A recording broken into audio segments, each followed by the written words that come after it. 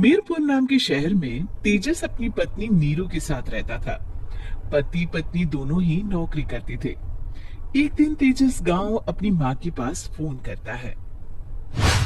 Hello, प्रणाम माँ। जीते रहो माँ, तुम दादी बनने वाली हो।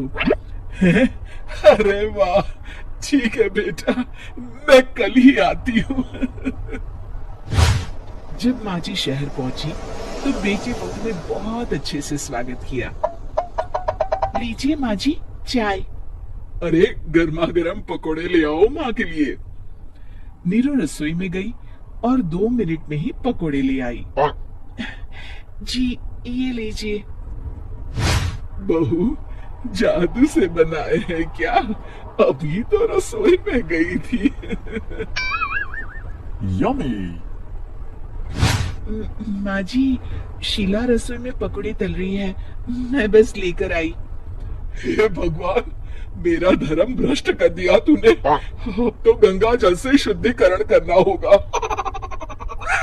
दूसरे दिन, माँ जी मैंने नाश्ता बना दिया है, ऑफिस जा रही हूँ। पर अभी तो घर का सारा काम पड़ा है। शीला आती ही होगी, झाड़ू पोछा बर्तन कपड़े वो सब कर लेगी। हमारे जमाने में घर का सारा काम हम ही करते थे। जी माँ जी, आप बहुत होशियार हैं, मैं घर ऑफिस दोनों नहीं संभाल पाती। तो जरूरत क्या है घर से बाहर जाकर चाकरी करने की? वैसे भी घर का काम खुद करने से घर में बरकत आती है, समझी? पर माँ जी। पर वर कुछ नहीं, इस महीने की पगार मिले फिर ऑफिस बंद। हाँ। रात को नीरू तेजस से कहती है, सुनिए जी, माँ जी बोल रही थी कि मैं नौकरी छोड़ दूं। वैसे ठीक ही तो है, अभी तुम्हें आराम की जरूरत है। फिर भी आराम कहाँ, शीला को छुड़ाने के लिए बोल रही थी। तो अब 24 घंटे में इतना काम तो कर ही सकती हो। पर जॉब पसंद है मुझे, घर पर मन नहीं लगेगा। अगले दिन जब दोनों ऑफिस के लिए निकल रहे थे, मेरी तो कोई कीमत ही नहीं है इस घर में। माँ जी, आजकल महंगाई बहुत है, रहन सहन भी बदल गया है, दोनों नौकरी करते हैं तभी ठीक रहता है। अच्छा, तू कहना क्या चाहती है? मेरा बेटा तुझे बिठा के खिला नहीं सकता? तू ही इस घर का खर्च चला रही है, हैं? नहीं माँ जी, मेरा वो मतलब नहीं था। मतलब खूब समझती हूँ, ये बाल धूप में सफेद नहीं किए मैंने। हाँ। अब तो ये रोज का काम हो गया था। तेजस भी रोज की झिकझिक से परेशान हो गया था। एक दिन उसने कहा, नीरू, वैसे भी तुम्हें मैटरनिटी लीव मिलने वाली है, तो अभी से ही छुट्टी ले लो। पर क्या, मेरी सैलरी अच्छी खासी है। आखिर नीरू ने रिजाइन कर दिया। जब बच्चा हुआ तो घर में सब बहुत खुश हुए। कुछ दिनों बाद तेजस फाइल देख रहा था। क्या हुआ तेजस, कुछ परेशान लग रहे हो? अब हाँ, वो हमारी जितनी सेविंग्स थी वो तो हॉस्पिटल में और छठी के फंक्शन में खत्म हो गई है नीरू। और अभी वैसे मंदी चल रही है तो मैं बोल रही थी कल मुन्ना को हेपेटाइटिस का टीका लगवाना है। नीरू, क्या पोस्टपोन नहीं कर सकते? नहीं जी, बिल्कुल नहीं।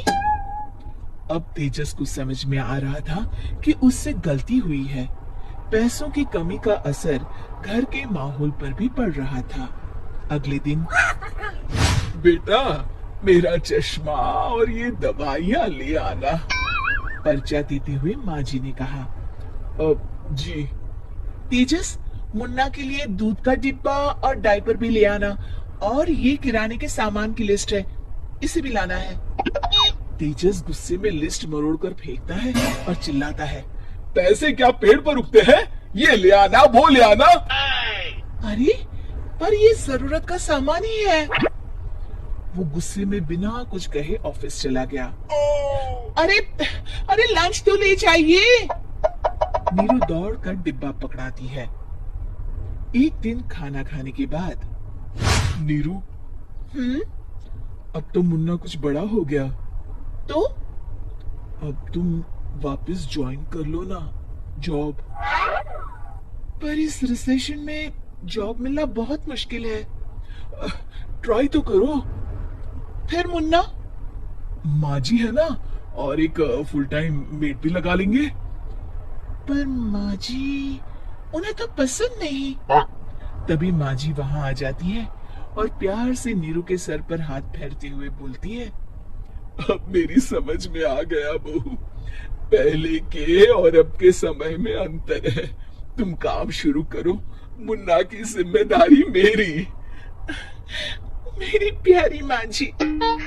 ये कहकर नीरू उनके गले लग गई।